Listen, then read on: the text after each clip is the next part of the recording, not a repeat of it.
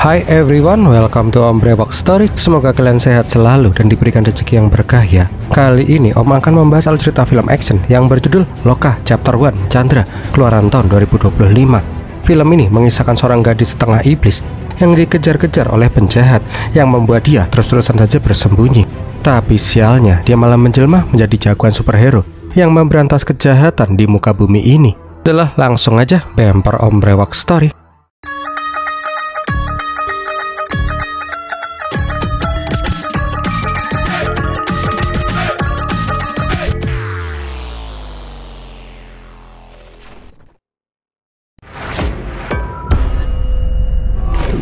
Awal kisah kita diperlihatkan masa depan kota Bengalaru hancur luluh lantah. Di sebuah bangunan ada seorang wanita yang bernama Chandra. Dia ditelepon oleh seorang pria yang bernama Prakas. Prakas meminta si Chandra segera pergi dari sana dan kembali ke markas atas perintah bos besar mereka, Mutun. Tapi sialnya ada tentara Cina yang terus memburu si Chandra. Tapi dengan kekuatan supranaturalnya, Chandra berhasil melarikan diri.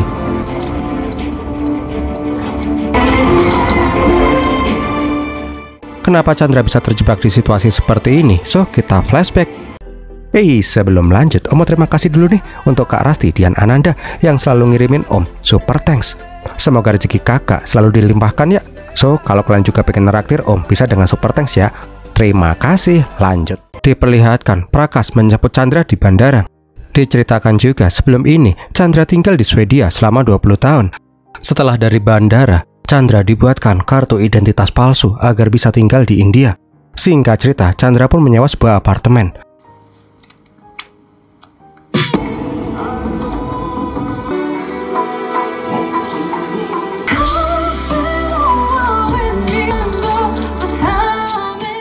Pas lagi beres-beres, ada seorang cowok di apartemen sebelah yang nggak sengaja melihat si Chandra. Sempet sih saling tatap-tatapan, tapi Chandranya langsung nutup kordennya. Habis itu Sani kedatangan mantannya Ayusita. Ayusita pengen menitipkan anak mereka sementara waktu karena sekarang Ayusita sudah punya pacar baru. Awalnya sih Sani nggak mau, namun setelah ribut, ya udah Sani pun setuju menampung anak mereka. Cok, kucing cebule cok. Udahlah, ini Jody nggak penting. Yang penting Sani bilang kalau ada cewek cantik yang baru pindah di seberang apartemen mereka ke teman-temannya. Nah, di lain sisi diperlihatkan Chandra yang kedatangan tamu. Sepertinya dia membawa kotak obat yang biasa untuk menyimpan organ manusia atau darah. Nggak cuman itu, Chandra juga mulai mendaftar bekerja di sebuah kafe. Chandra beralasan ke manajer kafe kalau siang hari dia tuh harus kuliah, jadi dia hanya bisa mengambil shift malam. Setelah itu, Chandra pun mendatangi sebuah tempat untuk menemui orang yang bernama Kumar. Kumar pun memberikan uang yang cukup banyak ke Chandra. Sampai suatu malam, diperlihatkan 3 sekawan ini habis pulang mabuk.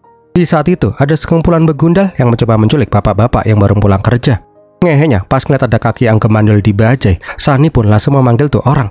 Om kirain dia mau jadi sok pahlawan, tapi Sani malah bilang, itu kasihan kakinya nongol.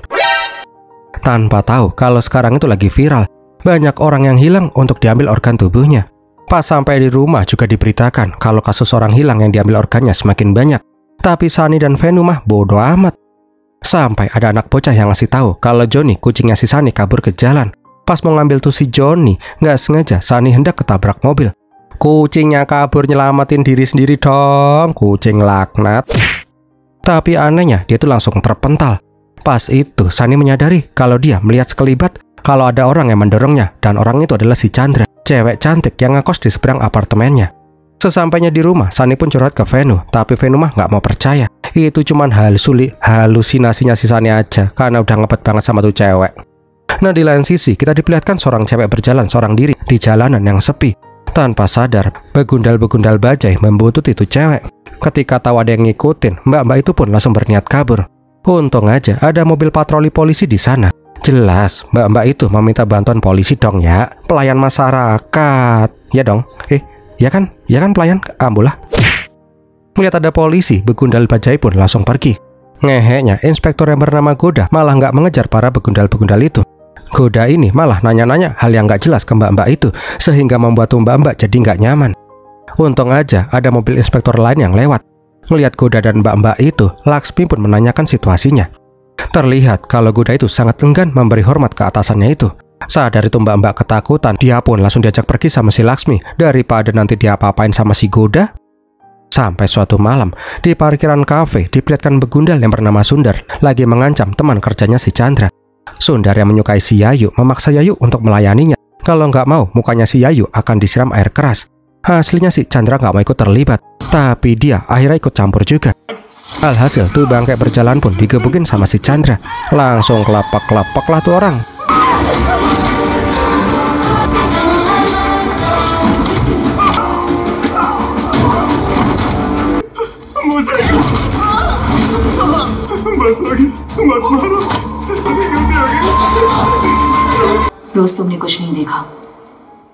Keesokan harinya, polisi pun disuruh melacak pelaku perdagangan organ.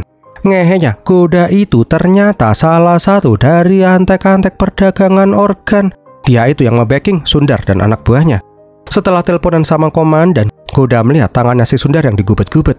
Walaupun awalnya enggan menjelaskan kenapa tangannya bisa sampai bongkrean kayak gitu, akhirnya Sundar pun cerita kalau dia itu diserang oleh seorang wanita. Nggak terima ada orang yang menyakiti si Sundar, kuda pengen melihat seperti apa sosok cewek itu. Ya udah, Sundar pun ngasih tunjuk si Chandra ke kuda. Malam harinya, Chandra pun terlihat sangat pucat.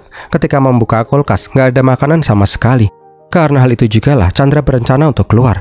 Kebetulan banget pas naik bajai, dia barengan sama si Sani. Tapi karena ini cewek mengguk-mengguk terus, emak-emak di tengah meminta tukeran sama si Sani. Nggak mau membuang kesempatan, Sani mengajak kenalan si Chandra. Sani juga mengundang si Chandra ke pesta ulang tahun si Najil nanti malam. Singkat cerita, pesta ulang si Najil pun digelar. Sani bilang kalau bakalan ada tamu istimewa yang datang. Namun Venu dan si Najil malah meng-underestimate, paling tuh cewek biasa aja. Belum tahu pas Chandra datang, semua mata pun langsung tertuju ke Chandra yang cantik banget. Anehnya, Johnny pun langsung bekar-bekar pas ngeliat si Chandra. Dasar kucing aneh, nggak pernah lihat cewek cantik apa ya? Ngehenya, Venu dan si Najil itu malah mepet si Chandra mulu. Sampai si Sani bingung gimana caranya deketin si Chandra. Sialnya lagi, pas lagi happy-happy, kamar mereka itu malah digerebek sama Isolop. Takut itu Isolop bakalan buat masalah, Venu dan si Najil berniat menyogok polisi. Tapi Goda malah tersinggung dan pengen menangkap mereka semua. Pas ngeliat ada sosok Chandra di sana, Goda nggak jadi menangkap mereka. Goda memberikan satu kali lagi kesempatan, yang penting partinya nggak berisik. Nah, karena partinya bubar, Chandra pun pengen balik ke apartemennya. Najil yang celamitan langsung pengen nganterin. Siapa tahu dapat hadiah ulang tahun secelup dua celup kan syahdu. Keesokan paginya, pacarnya si Najil nanyain apakah Najil di sana. Karena dari semalam Najil itu nggak bisa dihubungi. Sadar semalam Najil nganterin Chandra pulang, Sani pun langsung ke rumahnya si Chandra. Anehnya, pas ditanyain apakah Najil ada di dalam atau enggak, Chandra malah marah-marah. Dia langsung mengusir si Sani dengan kasar karena dia nggak mau diganggu. Pas lagi heran-herannya, ada seorang bapak-bapak yang membawa box medis. Nah tuh, bapak-bapak boleh masuk. Jelas saja, Sani pun semakin merasa curiga. Ketika di bawah, Sani ngeliat mas-mas yang sering nganterin box medis ke Chandra. Hal itu semakin membuat si Sani merasa curiga. Sani pun mulai keinget tentang orang-orang yang hilang dan organnya dicolong. Seketika dia pun langsung pengen bilang ke Velu, mak lampir, di India ada mak lampir juga tuh ternyata. Wes lah, nggak penting. Intinya sih, Sani curhat sama si Velu. Mungkin saja Chandra adalah orang yang menculik dan mengoprak-oprak organ tubuh manusia. Tapi ujuk-ujuk Chandra udah jegogrok di depan pintu kamarnya si Sani. Dia ingin meminta maaf karena tadi dia lagi bad mood dan berkata kasar ke Sani. Chandra juga berkata kalau dia itu nggak tahu di mana si Najil. Namun perhatian Sani malah tertuju ke sepatunya si Chandra yang ada noda darahnya. Karena curiga, Sani pun berniat mengikuti si Chandra, sedangkan Venu disuruh terus menghubungi si Najil. Bangkainya, pas Sani ngintilin si Chandra, Najilnya malah pulang. Dia bilang kalau semalam dia tuh pengen ewek-ewek sama si Chandra, malah ditabok. Tengsin gara-gara itu, Najil itu malah mabok dan nyedot genjos, tepar deh seharian. Kambing. Kembali lagi ke Chandra, pas melewati jalan yang sepi, Chandra itu malah diincar sama Sundar CS. Dia pun dibius buat diculik. Tapi nggak semudah itu Ferguso. Dua orang mas-mas itu nggak kuat masukin Chandra ke dalam bajai. Pas ngeliat si Chandra yang mau diculik, Sani pun langsung berteriak. Alhasil Chandra pun dikeplak sampai pingsan. Bingung kudu gimana, Sani pun meminta mas-mas di atas untuk segera menelpon polisi. Sedangkan dia mengejar para penculik itu. Nah, di bekas pabrik yang terbengkalai, Sundar CS mau ngicipin Chandra yang nggak sadarkan diri. Tapi tiba-tiba ada anjing kaki buntung yang ngawasin si Sundar. Nggak cuman itu, ada satu kiri lagi yang jegok-jegok. Nah, gimana nasibnya si Chandra ya? Sebelum lanjut, kita pun diperlihatkan ada seorang anak kecil yang bertanya ke kakeknya, apakah vampir itu beneran ada di dunia ini? Kakeknya yang bernama Vargas meyakini kalau vampir itu beneran ada. Vargas pun menceritakan sebuah legenda kuno, legenda dari India Selatan. 1000 tahun yang lalu diceritakan ada sebuah kuil keramat di tengah hutan. Kuil itu dijaga oleh sebuah suku yang bernama suku Yaksi. Setiap 6 bulan sekali, kuil itu didatangi oleh keluarga kerajaan. Sayangnya, walaupun suku Yaksi yang menjaga, tabu hukumnya suku Yaksi mendatangi kuil itu. Sampai suatu hari, anak-anak suku Yaksi melihat prosesi doa oleh keluarga kerajaan. Salah satu anak cewek yang bernama Kaliutaku Nelly malah celamitan masuk ke area kuil dan ngembat salah satu mutiara kuil. Nelly itu nggak sadar kalau apa yang dia perbuat akan mengubah hidupnya dan sukunya. Setelah mendapatkan tuh mutiara, Nelly menaruhnya di altar doa suku Yaksi yang terletak di dalam pohon. Ketika raja tahu tentang hal itu, raja pun sangat murka. Dia itu nggak terima ada rakyat jelata yang mencuri dari kuil suci kerajaan. Nggak pakai mikir, raja langsung membakar altar suku Yaksi sehingga suku Yaksi pun terusir dari desa mereka. Suku Yaksi yang berhasil kabur bersembunyi di sebuah gua angker, gua Selarong. Ngeheknya, Nelly itu malah petakilan. Ini anak nggak bisa diem apa ya? Nelly itu malah menyusuri gua seorang diri. Di kedalaman hutan, Nelly melihat banyak tulisan-tulisan aneh yang dipahat dari ribuan tahun yang lalu. Terdapat juga sebuah patung tanpa kepala yang terpampang di sana. Malah demek-demek tuh patung. Emang ini anak tangannya nggak bisa diem apa ya? Nah kan bener, Nelly itu dicokot sama codot. Sadar anaknya hilang, emaknya si Nelly mencoba mencari si Nelly. Tapi sayangnya pasukan kerajaan keburu menemukan mereka. Nah di luar diperlihatkan pangeran yang mengeksekusi suku Yaksi. Pangeran ingin pencuri kecil itu diserahkan sebagai contoh untuk seluruh rakyat Yaksi. Tapi semua langsung pada terdiam pas Nelly muncul. Ngelihat si Nelly, ibu dan bapaknya meminta si Nelly kabur. Sialnya, bapaknya si Nelly malah ditikam hingga tewas. Anehnya, 2 orang tentara kerajaan gak sanggup menahan tenaganya si Nelly. Karena ini anak terlalu kuat, Nelly pun langsung dihujam tombak hingga tewas. Ketika semua orang udah pada pasrah, seketika mereka itu heran. Nelly yang seharusnya sudah wassalam tiba-tiba bangkit. Seolah-olah tidak terjadi sesuatu sama sekali. Bahkan dengan kekuatannya, Nelly berhasil membunuh satu persatu tentara kerajaan.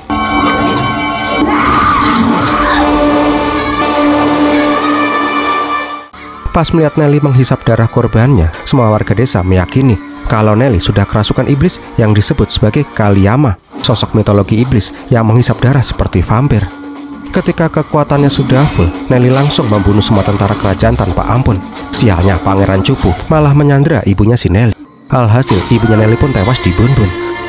Marah akan hal itu, Nelly langsung menyerang pangeran dan membunuhnya dengan belati di tangannya.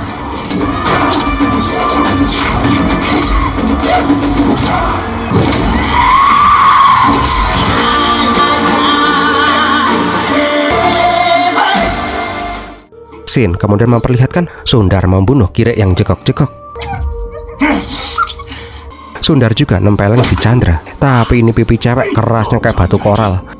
Seketika itu juga pupil mata Chandra berubah jadi putih kayak Byakugan Hinata. Nah pas ngelihat lehernya si Sundar, Chandra seperti ngeliat ayam panggang. Seketika Sundar langsung dikenyat-kenyat sama si Chandra hingga tewas. Teman-temannya si Sundar pun juga nggak luput dari si Chandra. Mereka pun langsung dibunuh dengan sangat kejam.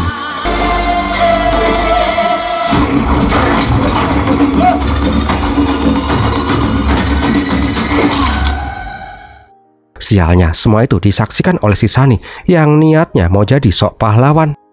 Langsung pingsan dong, cupu amat. Kembali lagi ke flashback. Setelah membunuh pangeran, ibunya si Nelly sadar kalau Nelly pasti akan diincar. Ibunya pun meminta si Nelly untuk kabur sejauh mungkin. Selama bertahun-tahun Nelly berkelana, Nelly ini menjadi makhluk immortal yang tidak bisa mati. Walaupun demikian, Nelly harus menanggung kutukan yang amat berat. Orang-orang di sekitarnya menua dan mati, sedangkan dia terus terjebak di tubuh abadinya. Tahun demi tahun, abad demi abad, Nelly selalu berpindah-pindah tempat untuk menutupi jati dirinya. Namun ketika kampung halaman ada yang hendak mengusik, Nelly akan datang untuk melindungi kampung halamannya itu. Karena hal itu jugalah suku Yaksi menganggap si Nelly sebagai titisan dewa yang melindungi kampung mereka. Itulah legenda yang diturunkan dari generasi ke generasi. Nah, si anak bocil pun bertanya, bukankah enak punya kekuatan abadi? Dia pasti sangat kuat ya kak ya? Vargas berkata, walaupun Nelly itu abadi, Nelly tetap punya kelemahan. Beberapa ratus tahun yang lalu, ada seorang pendeta yang mencurahkan hidupnya untuk memburu sosok vampir Nelly, yaitu pendeta Katanar. Suatu hari, dia berhasil menemukan si Nelly yang sedang bersembunyi di bawah air terjun. Seketika, Katanar pun menghujamkan belati perak tepat di jantungnya si Nelly. Belum selesai nyeritainnya, si dedek kepo ini disuruh bobok sama emaknya. Putrinya si Vargas juga melarang bapaknya menceritakan kisah-kisah nggak ngotak kayak gitu ke anak ini. Rupanya tuh dedek sekarang sedang sakit keras. Vargas berjanji dia akan menemukan sosok Nelly agar bisa menelitinya dan menyembuhkan cucu kesayangannya ini.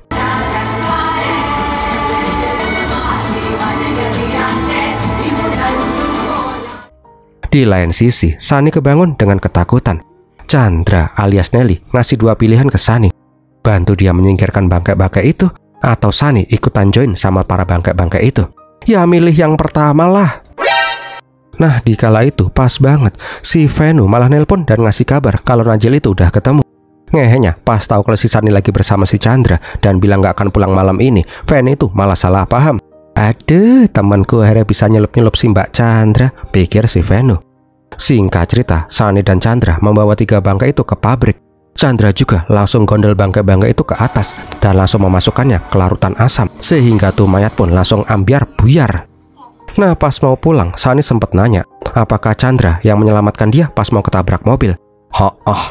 Chandra juga nanya, kenapa Sunny mengikutinya? Nggak mungkin bilang dong ya, Sunny curiga sama Chandra. Dia pun ngaku kalau dia ingin menyelamatkan si Chandra yang cantiknya kebablasan. Uluh. Pagi harinya, Sunny pun terbangun di kamarnya si Chandra. Karena ketakutan, Sunny berniat kabur. Tapi sialnya tuh pintu digembok. Sunny pun mencoba meminta tolong ke Venu yang lagi ngaso di balkon. Tapi kembali lagi, Venu itu malah menganggap si Sunny itu lagi dada-dada karena girang dan mau pamer. Sialnya, gara-gara membuka koran, matahari membakar kulitnya si Chandra. Ya langsung kebangun lah ini cewek.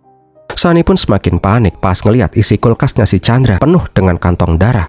Habis mamam tuh darah, semua luka Chandra pun langsung kembali pulih. Sunny pun memohon dia diperbolehkan untuk pulang. Dia berjanji gak akan bilang ke siapapun soal kejadian semalam. Namun Sunny gak mengizinkan. Kalau sampai ada orang yang tahu identitas aslinya, dia akan kembali diburu dan harus pergi mencari tempat tinggal lain. Tapi ujuk-ujuk, ting tong, Venu datang karena bapaknya si Sunny itu menelpon. Punya kesempatan untuk kabur, Sunny pun pengen pulang bareng si Venu. Tapi seketika tangannya pun ditarik sama si Chandra. Chandra bilang dia percaya ke Sunny. Jangan ada yang boleh tahu tentang rahasianya. Kalau enggak, Sunny udah tahu akibatnya. Seharian itu, Sunny pun gak bisa tenang. Dia tuh jadi pelolor ketakutan. Disitulah Sunny ngasih tahu ke Venu kalau Chandra itu bukan manusia, tapi vampir kayak di film Twilight. Jeng. Chandra udah ngejokok di sana. Nggak pakai basa-basi, Venu pun langsung dicekek dan lehernya pun dipelintet. Sunny, kamu jangan lari. Nggak kok, nggak bakalan lari. Mama tolong. Tapi sejauh apapun Sunny kabur, dia tetap ketahuan sama si Chandra. Alhasil Sunny pun tewas dikenyot-kenyot sama si Chandra. Oh babi, cuman mimpi buruknya si Sunny toh. Pagi harinya, polisi menemukan tanda-tanda pembunuhannya si Sundar. Yang paling heran adalah si Goda, karena bisnisnya bisa kacau kalau Sundar beneran hilang. Tim Inavis juga menemukan bajanya si Sundar di lokasi pabrik. Nah di kala itu, perhatian Goda tertuju ke sebuah lensa kontak yang terjatuh. Rupanya itu lensa kontaknya si Chandra, agar mata vampirnya tidak ketahuan. Nggak lama kemudian, Sunny pun diajak Chandra ke suatu tempat. Pas lagi jalan, Chandra menyadari detak jantungnya si Sunny sangat cepat. Chandra berkata kalau dia tidak akan menyakiti si Sunny kalau Sunny tidak mengkhianatinya. Lagian Chandra tahu Sunny itu orang baik. Langsung tersipu, malu dong ini cowok. Cantik sih, tapi vampir cowok. Pas perjalanan mereka sempat melewati sebuah pohon besar. Oh, ini dulu tuh kampung halamannya si Chandra toh. Rupanya Chandra datang ke sana untuk menemui si Vivek, mas-mas yang mensuplai darah buat makanannya si Chandra. Ngehenya, Chandra itu malah minjem HP-nya si Sunny. Mana dia barusan ngetik di Google lagi, cara ngebunuh vampir. Kan jadi cengok itu cowok. Nah di lain sisi, Goda mulai melacak orang yang kemungkinan membunbun si Sundar. Dia juga ngebawa saksi yang kemarin disuruh nelpon polisi sama si Sunny. Di sana Goda kembali ngeliat si Chandra, sehingga kecurigaan kepada Chandra pun semakin besar. Nah di rumah, Sunny pun sangat ketakutan. Ya takut sama si Chandra, juga takut polisi sadar kalau dia ikut ngebantu menghilangkan jasadnya si Sundar. Ngeliat ini mas-mas ketakutan, Chandra pun mengajak si Sunny buat jalan-jalan di luar. Di saat itulah Goda masuk ke dalam apartemennya si Chandra. Goda mendapati fakta-fakta aneh di apartemen itu, yang membuat dia semakin heran dengan sosoknya si Chandra. Nah di lain sisi, Sunny pengen mencairkan suasana. Dia bertanya siapakah sosok Chandra ini. Chandra berkata kalau nama aslinya adalah Kaliuketu Nelly. Sontak Sunny pun heran bukan main, karena nama itu merupakan mitos legenda. Sunny nggak menyangka cewek cantik di depannya itu adalah sosok itu. Tapi Sunny heran, bukankah menurut legenda sosok Nelly itu sudah dibun-bun oleh pendeta Kahtanar? Chandra menceritakan beberapa ratus tahun yang lalu Kahtanar itu emang sempat hampir membunuhnya. Tapi Kahtanar malah berubah pikiran dan menyelamatkan si Chandra. Kahtanar sengaja memburu si Chandra agar warga tidak ada yang takut lagi dengan sosok Nelly si vampir. Kahtanar pun sadar Chandra ini vampir baik hati. Chandra nggak pernah membunuh orang, bahkan dia sering melindungi orang-orang dari kejahatan. Kahtanar juga butuh bantuannya si Chandra untuk menangkap vampir-vampir jahat dan goblin di luar sana. Semenjak saat itu, Chandra selalu berpindah-pindah tempat. Ya, layaknya superhero bawah tanah gitulah. Nah, pas Chandra mau pulang ke rumah, Chandra menyadari kalau di dalam apartemennya ada orang.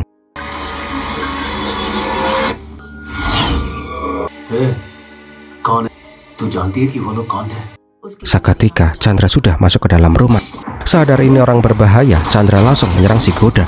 Tapi semua tembakan Goda berhasil dihindari. Bahkan tangan Goda pun sempat digigit sama si Chandra. Mendengar tembakan, Sunny mencoba mengecek. Sunny juga memohon agar Chandra tidak membunuh tuh orang. Sialnya, Sunny itu malah terkena tembakan tepat di perut. Sedangkan si Goda berhasil melarikan diri dengan cara menculat dari lantai atas. Bukannya dibawa ke rumah sakit, Chandra malah membawa si Sunny ke sebuah rumah sakit terbengkalai. Karena kalau dibawa ke rumah sakit umum, polisi pasti akan langsung menangkap mereka karena mereka udah menyerang Goda. Bener aja, di berita menjelaskan kalau Chandra dan si Sunny sudah menjadi buronan polisi. Nah, karena kondisi Sunny yang semakin parah, Venu dan si Najil ngeyel akan membawa si Sunny ke rumah sakit. Tapi si Chandra tidak mengizinkan. Pas dicengkewing dan dicekek, baru deh mereka semua pada mingkem. Dikala itu, Chandra ditelepon sama si Prakas. Prakas minta si Chandra segera pergi ke markas. Nggak usah memperdulikan para manusia-manusia itu. Biar Michael aja yang menyelesaikan masalahnya si Chandra. Tapi Chandra nggak mau meninggalkan 3 sekawan. Saat ini mereka terjebak karena si Chandra. Chandra juga kesal. Karena menurut media, dia dan Sunny lah orang yang menculik dan memperdagangkan organ tubuh manusia. Setelah berita itu viral, diperlihatkan orang-orang yang notis di segala penjuru negeri.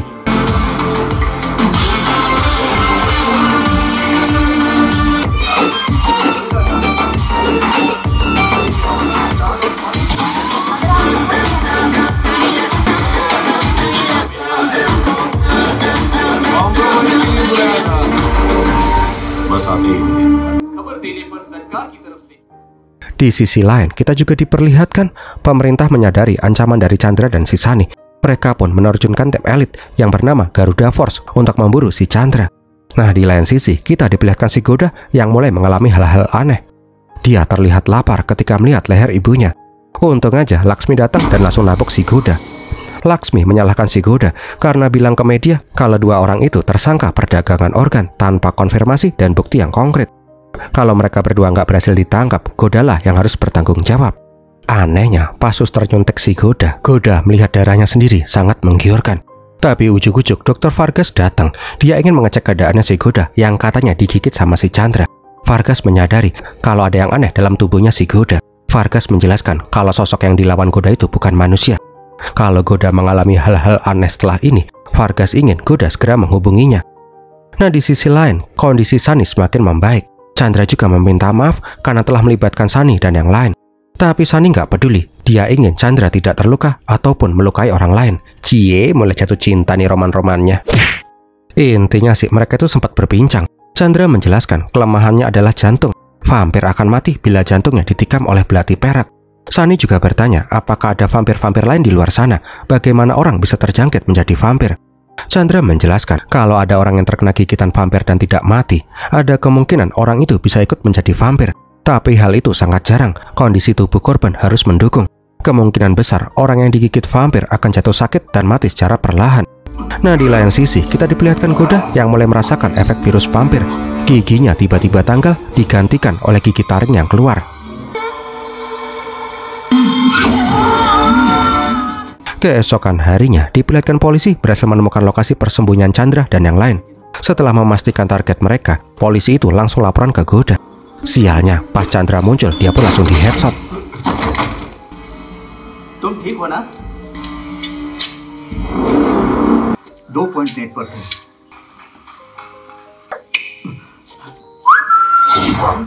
Anehnya, pas tuh polisi bangke mau pergi, ada sosok cowok yang bergerak dengan sangat cepat. Sosok yang bernama Michael itu. Teriakannya kok gitu amat, Pak? Nggak malu apa sama kumis? Adalah lanjut. Intinya sih, tuh polisi pun terjebak di genjutsu ilusinya si Michael. आप क्या देख रहे हो?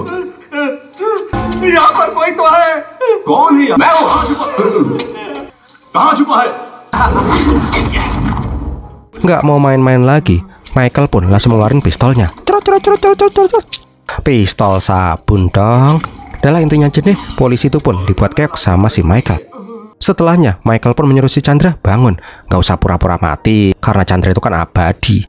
Rupanya Michael ini seorang goblin, salah satu anggota Mutun, sama seperti si Chandra. Nah, dikala itu Michael menyadari kalau di luar ada sosok yang mengerikan. Alhasil mereka pun langsung cabut dari sana sesegera mungkin. Nah, pas si Goda masuk ke dalam, dia melihat dua anak buahnya udah kepleh-kepleh. Sialnya, tuh mas-mas mengeluarkan banyak darah. Wah, ini nih, vampirnya kambuh nih.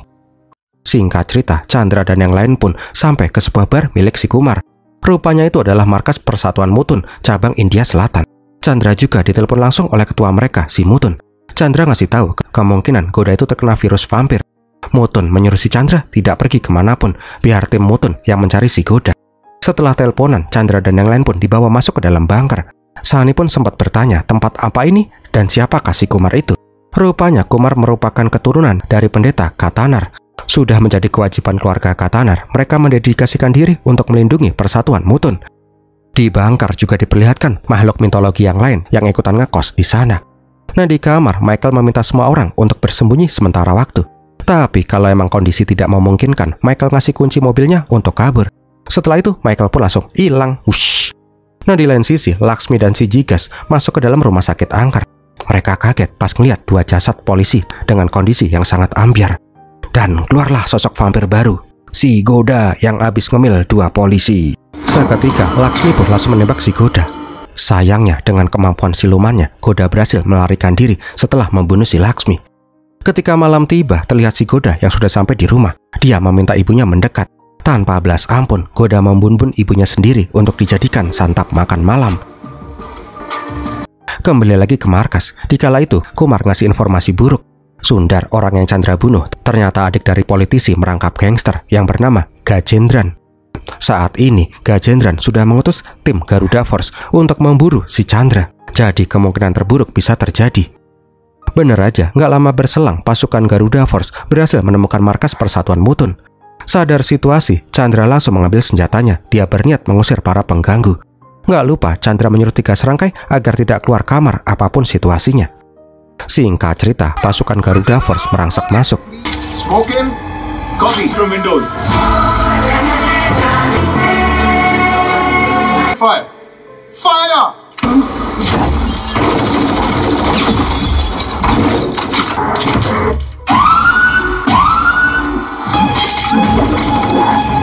Tapi mereka berhadapan dengan orang yang salah. Dengan keahlian mutan vampir, Chandra berhasil membantai pasukan khusus itu tanpa kesulitan berarti.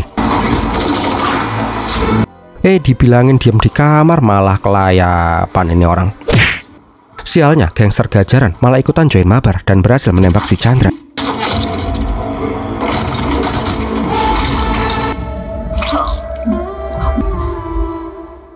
Mengalami luka yang amat serius, Chandra menyuruh si Sani untuk kabur. Ya udah, Sani pun langsung kabur. Lah kok kabur?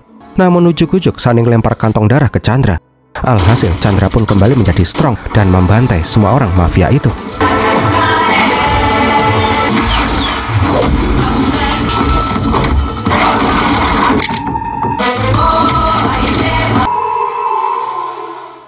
Belum selesai di situ ternyata. Biang masalahnya malah muncul. Menyadari lawannya itu adalah vampir juga, Chandra mengeluarkan belati peraknya.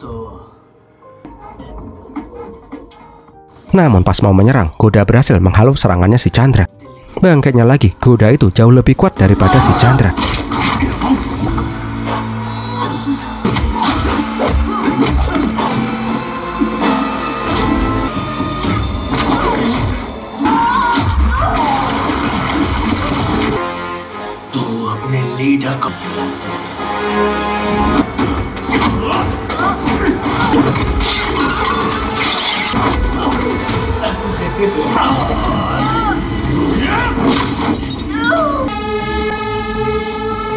Di saat itu, Goda hendak membunuh si Chandra dengan cara dipanggang sinar matahari.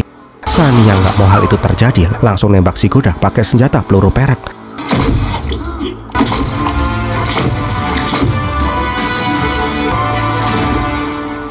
Sadar kuda nggak mati kalau jantungnya belum ditikam pakai belati perak, Chandra pun pengen ngebun-bun si kuda.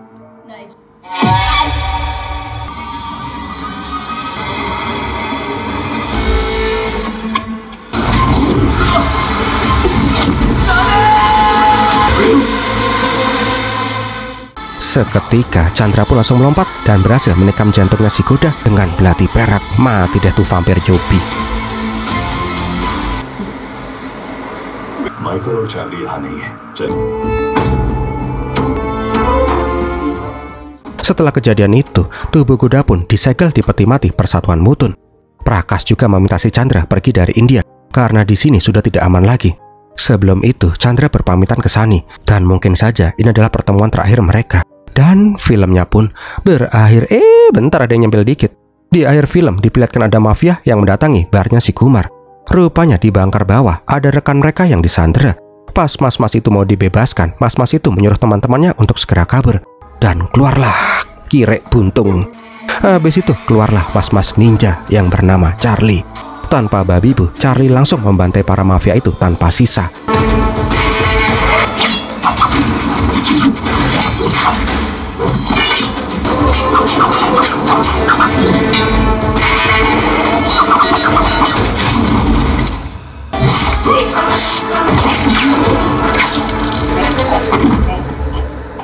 BTW Charlie ini merupakan sosok Odian, makhluk mitologi Karala.